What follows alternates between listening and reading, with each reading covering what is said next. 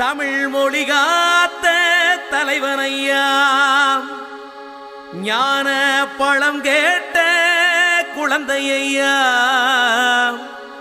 அப்பனுக்கு பாடஞ்சொல்லி ஆறுபடையாட்சி செய்யும் ஏசாமி முருகனையா.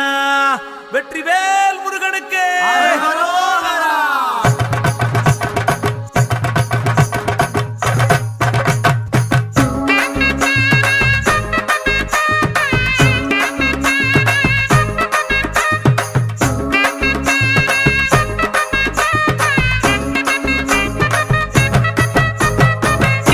சின்ன